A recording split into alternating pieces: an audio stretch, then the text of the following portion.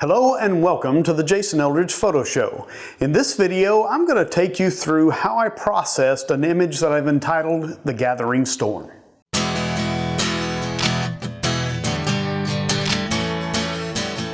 Over the years, I've come to see photo finishing as 50% of the image making process. The first 50%, of course, is going out into the field, finding what you want to photograph, applying your vision to it, and then bringing it home. If you don't do anything else, then you've only done half the work. Photo finishing allows you to continue applying your vision to the image so that in the end, it is something that you love. So today we're going to look at an image that I've entitled The Gathering Storm. This is something that I captured in Dinner Island Ranch here in Florida, and there was something about the clouds and the storm in the distance that really appealed to me.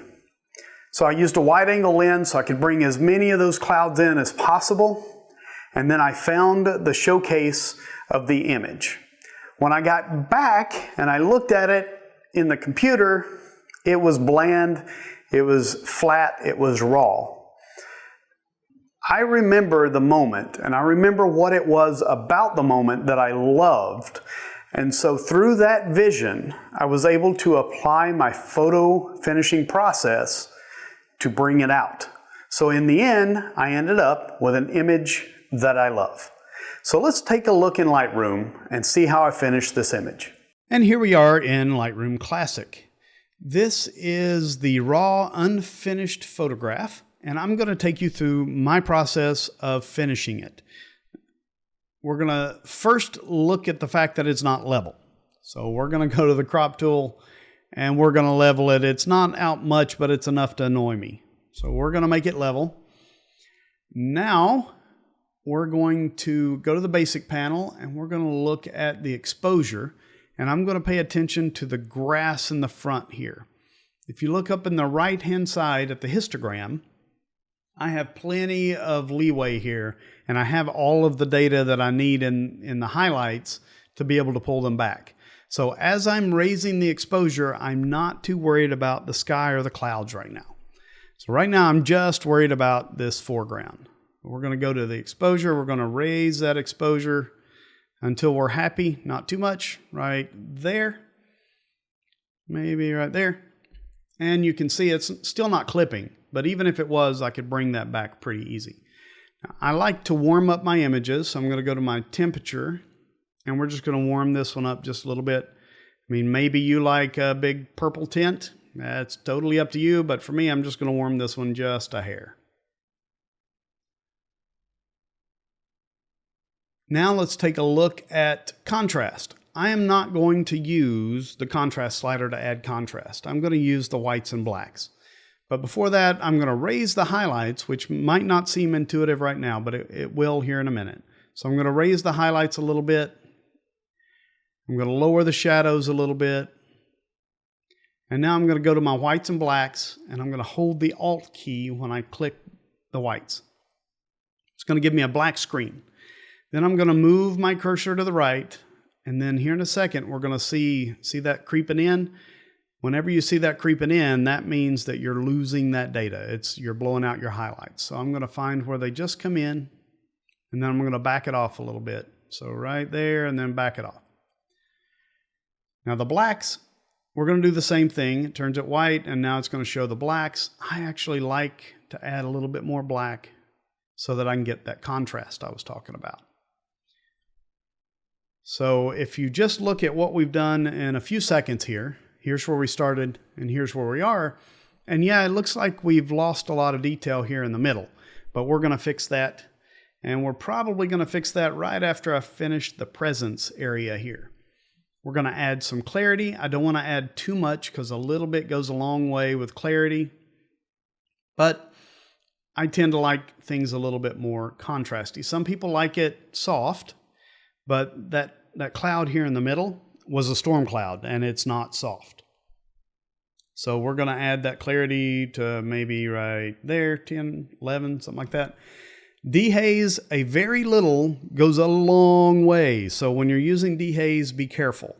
But I want to add some here because it will really bring in that sky. And we're going to bring it in just a little bit, not much, maybe about the same as clarity for right now. Somewhere around in there. Still, we're a bit blown out here in the middle, but we're not worried about that right now. We're going to go to vibrance. I'm going to take it to, I don't know, 15 to 20, somewhere around in there. Saturation to 5. You can really overdo the saturation, especially with that green. See that there? But a little bit right there will help. So 5. All right, so here's where we started, and here's where we are. Now let's tackle that sky. We have a nice horizon line here, so I'm going to use a radial gradient to do what I need to the sky. You do that by finding your masking tool and, a linear gradient. And we're going to grab it and drag it down right about there. We don't want to go all the way in the grass, otherwise, why would we do that? So we're going to go down to about right there, and we're going to go to the exposure, and we're going to drop that down. And you can see it really starting to bring in that nice sky.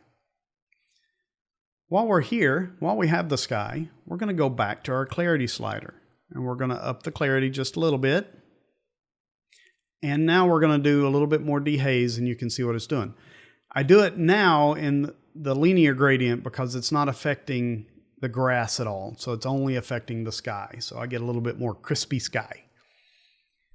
And we're still a little bit blown out in the middle. So we're going to go to the plus, and we're going to add another mask, and we're going to grab the brush. And I want to make sure that this cloud here is what is seen. So we're going to take the brush, the big old brush that's feathered, so I can feather it in like this here. And we're just going to hit everything but the cloud in the sky. I'm not worried about the grass because I'm happy with where the grass is right now. So here we're going to bring that exposure down, and you can already see it really starting to bring that cloud out. All right, but I want to bring it out a little bit more. So let's hit the plus. We're going to hit a brush again, and we're only going to brush the big cloud that we like. So there we go, just the cloud. And now we're going to add some whites and some blacks to really accentuate it. And here we're going to add a little bit more clarity. Maybe not that much clarity. There we go. And then we're going to find dehaze right here, and we're just going to touch it just lightly with the dehaze. And now you can see a much more dramatic image. So here's where we started, and here's where we are. But we're not quite finished yet. Ansel Adams once said that an image isn't finished until you darken the edges, and I enjoy darkening the edges of my photographs. You can do that by going down to the effects panel and using the post-crop vignette if you want to, but I often do it a different way. So you can see what that does. Boy, isn't that attractive. Oh, how about a white vignette? Isn't that great? No. Let me show you how I do it.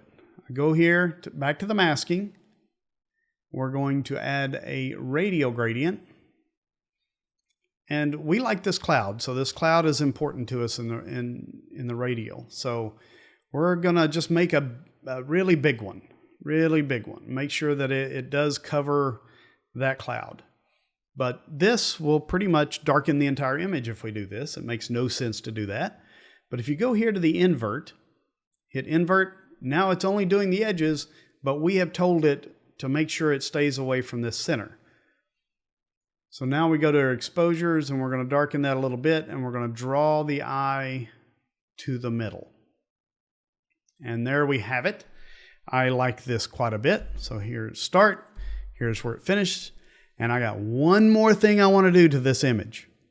We're going to go down here. Since I like the color copy, we're going to create a virtual copy, which gives us a sidecar file, another way that we can manipulate the photograph without affecting the image. We're going to go back to the basic. We're going to hit black and white. And I like the black and white almost exactly as it is.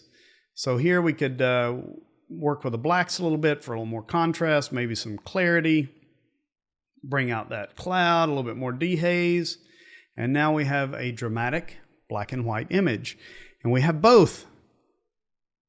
We have the color version and we have the black and white. And we're going to hit the C. There we go.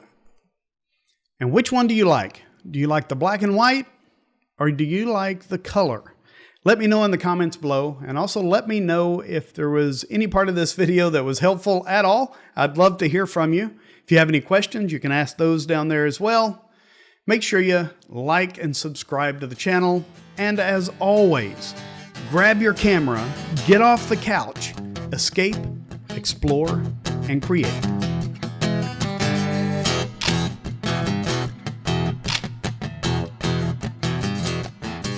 It looked like that. No. I have a recent image that I've entitled Gathering Storm. The Gathering. I have a recent image that I've entitled perhaps. So many perhaps. Hello and welcome to the Jason Eldridge Photo Show. Hello and welcome.